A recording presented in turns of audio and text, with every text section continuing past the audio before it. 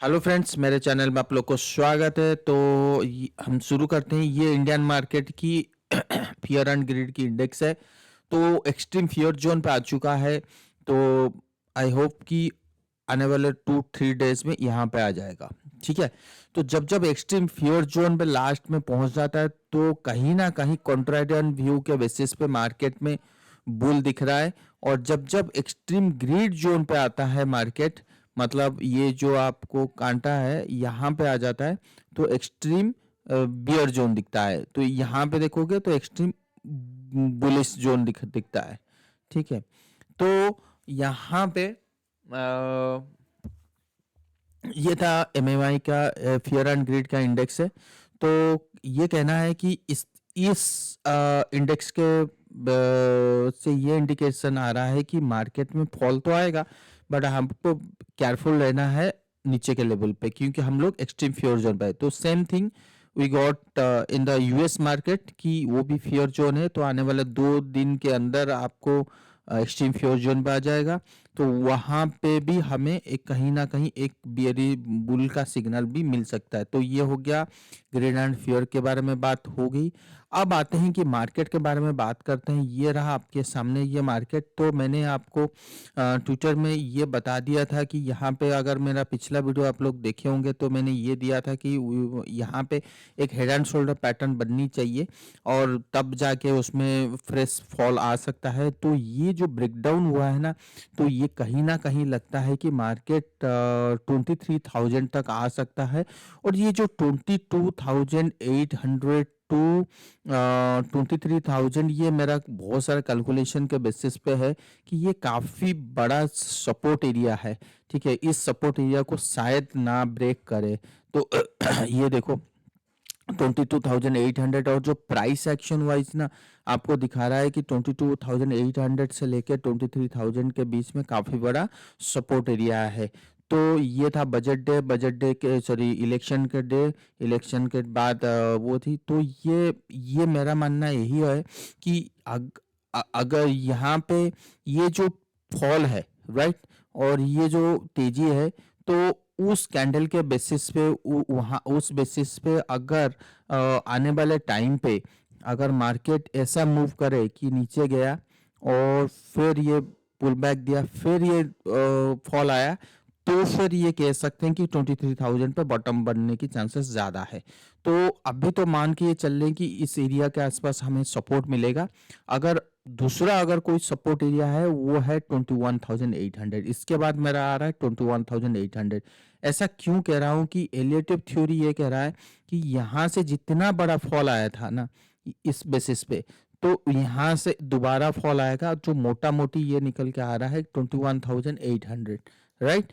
तो मैं अभी इसके लिए देख नहीं रहा हूँ। मेरे पास है वो नंबर 1 सपोर्ट, नंबर 2 सपोर्ट। तो ये मुझे देखना है ये जो करंट फॉल है वो किस बिहेवियर के बेसिस पे हो रहा है। मतलब ये तो आना चाहिए यहाँ पे। अगर ये कंसोलिडेशन ऐसे यहाँ पे कर रहा है 23,000 के ऊपर, तो फिर तो ये उम्मीद कर सकता हूँ कि 22,800 में पूरी जो फॉल है वो उसका खत्म हो जाएगा। तो ठीक है, ये डिपेंड करता है इसके ऊपर। बट हमें तो ये देख ले, प्रोबेबिलिटी तो लेके चलना पड़ेगा कि अगर ये नंबर 1 अगर सपोर्ट नहीं हुआ तो नंबर 2 कौन सा वाला सपोर्ट हो। तो प्रोबेबिलिटी हर चीज में होनी चाहिए ना। तो ये चीज कह रहा था। तो ये था निफ्टी के बारे में व्यू। बट एक चीज आप देखो यार, निफ्टी ना अभी तक ज्यादा नहीं गिरा है, बट उस बेसिस पे हमने बैंक निफ्टी में काफी बड़ा गिरावट आ चुका है। तो बैंक निफ्टी के जगह अगर मैं इफ निफ्टी फाइनेंस लूँ ना, तो वो कह रहा है कि आने वाले टाइम पे यहाँ पे सपोर्ट बन रहा है 22,000 पे। तो जो लार्ज कैप जो प्राइवेट बैंक है ना, तो वहाँ पे बहुत अच्छा सपोर्ट बन रहा है। और वहाँ पे हमें हो सकता है कि ये भी बॉटम है। तो बॉटम आउट का जो बात हो रही है, अगर निफ्टी को छोड़ के ना, चाहे वो मिड कैप की बात करूँ तो मिड कैप यहाँ दिखा रहा है, बहुत ज़्यादा नीचे नहीं है मिड कैप। और अगर आप स्मॉल कैप की बात करो तो भी यहीं कहीं इसका बॉटम आउट फेसिंग आ रहा है, बॉटम फेसिंग की बात हो रही है। तो वो सारे जितने भी, अगर आप यहाँ पे आईटी को छोड़ के FMCG, commodity index, oil and gas, तो इनमें ना काफी बड़ा सेलिंग हो चुकी है। तो उस बेसिस पे फर्दर एक बहुत बड़ा सेलिंग होना 21,800 तक, वो थोड़ा हजम नहीं हो रहा है। फिर भी we have to look step by step कि हमें तो जाना पड़ेगा ना स्टेप बाय स्टेप। तो अभी जब डाउनफॉल दिखा रहे हैं तो अभी के लिए बस इतना ही, 23,000 या 22,800 तक हमें इंतजार करना पड़ेगा। इस पूरी तेजी में अगर कोई इंडेक्स अगर स्ट्रॉन्ग खड़ा है, वो है one and only the Nifty IT. So देखो मेरे दिमाग में ही ना दो तरीके की बात है। तो जैसे 16 को इंफोसिस का रिजल्ट है और रिलायंस का भी है। तो मेरा मानना यही है कि अगर यहाँ से इसको तेजी होनी है ना, तो यही इस लेवल से तेजी हो जाएगा। अगर हो सकता है कि निफ्टी अगर रिलायंस, सॉरी ये क्या है, आईटी है, अगर यहाँ से अगर फॉल हुआ तो कहीं ना कहीं हम यहाँ तक आ सकते हैं, ठीक है ना। तो क्योंकि ये स्ट्रांग है। अगर मार्केट बाय 16th, ठीक है, 16 तारीख, 16 तारीख मतलब आप तो 16 तारीख को, वो तो मार्केट आवर के बाद ही दोनों दिग्गज जो है उस 16 तारीख के बाद, मतलब आपको फ्राइडे। तो अगर आने वाले हफ्ते में ना, तो अगर 16-17 के आसपास अगर हमें वहाँ पे सपोर्ट मिला 23,000 के आसपास, तो फिर ये कर देख, ये हम सोच सकते हैं कि मार्केट में एक अच्छी बाउंस बैक आएगा ड्यू टू द आईटी है as well as the Reliance, क्योंकि रिलायंस में ऑलरेडी हमें एक डाउनफॉल मिल चुका है।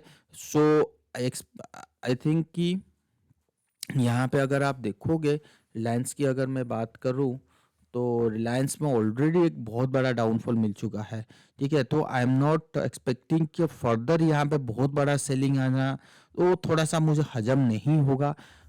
तो इसलिए मैं बिल्कुल इसमें यहाँ पे इसमें बियरिश में बैठा नहीं हूँ, ठीक है ना। तो ये चीज़ था रिलायंस के ऊपर और इन्फोसिस के ऊपर बता दिया।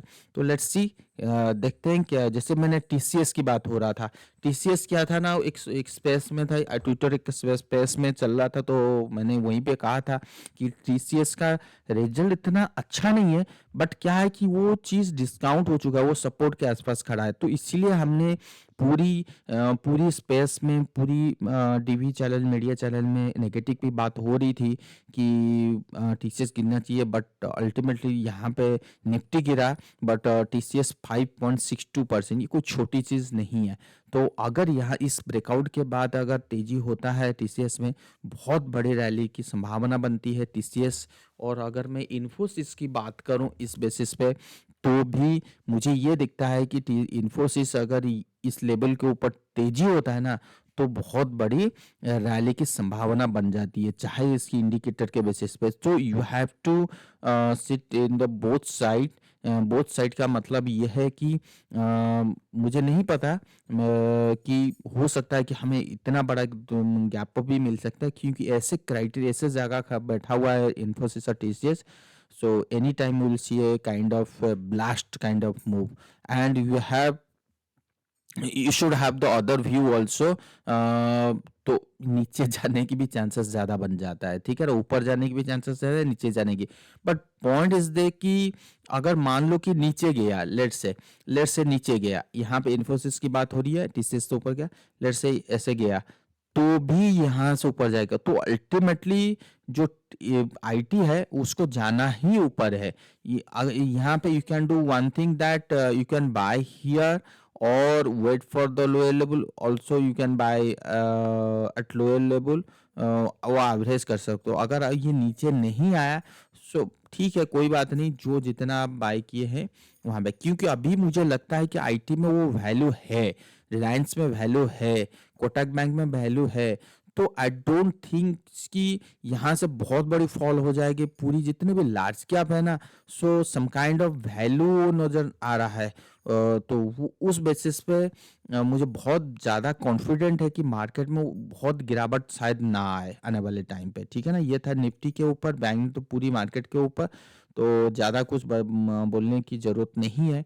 अब आ जाते हैं यूएस मार्केट। देखो यूएस मार्केट में अभी एक रिसेंट का फॉल आया है, तो हो सकता है कुछ समय तक वो नीचे चले, बट अल्टीमेटली नीचे से बाइंग आनी चाहिए।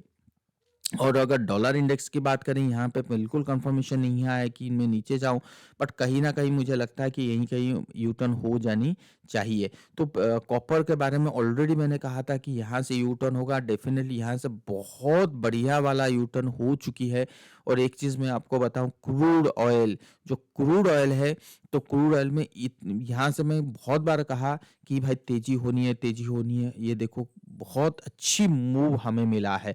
तो एक चीज़ देखो कि अगर चाहे वो क्रूड ऑयल की बात हो, चाहे कॉपर की बात हो, चाहे एल्युमिनियम की बात हो, नेचुरल की बात, गैस की बात हो, तो दे आर शोइंग कि inflation is going to increase in coming days. So inflation अगर बढ़ रहा है, सो फेड रेट कट ना हो, ये भी संभावना बन जाता है। जैसे अभी अगर मार्केट ना बढ़ने की वो चीज़ आई, जैसे आईआईपी डाटा बहुत अच्छा आया है, ठीक है ना। और तो बट अगर आप जीडीपी डाटा देखोगे तो वहाँ पे उतना सही नहीं है, 6.4। तो ये एक्सपेक्टेशन चल रहा है कि आने वाले जो क्वार्टर में जीडीपी डाटा आएगा वो 6 के करीब करीब होगा। और ये जो क्वार्टर है वो उतना अच्छा नहीं है इन टर्म्स ऑफ अर्निंग्स के बेसिस पे। अगला क्वार्टर जो होगा वो बढ़िया होगा। तो ये जो नेगेटिव फैक्टर है ना, वो हो सकता है कि आने वाले टाइम पे ये यहाँ पे डिस्काउंट हो जाए। और जैसे ये क्वार्टर ख़त्म हो या बजट के बाद, बजट के दिन हमें एक नया मूव मिलने की उम्मीद हो। तो लेट्स देखते हैं वहाँ तक ये कब तक पहुँचता है, उसी बेसिस पे फिर फर्दर हम लोग एनालिसिस करेंगे। ठीक है ना। ये था पूरी मार्केट के ऊपर व्यू। अगर आप यहाँ पे मैंने लिखा हूँ कि 23,300 से 29,000, देखो 29,000 भी हो सकता है, 28,000 भी हो सकता है, 27,000 हो सकता है।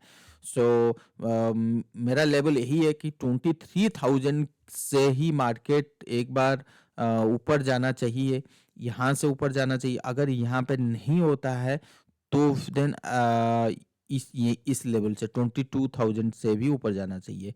तो 1,000 पॉइंट का गैप है। तो एक्यूरेट लेवल अभी अभी बोलना मुश्किल होता है, बट मेरे माइंड में दोनों के लिए तैयार हूँ।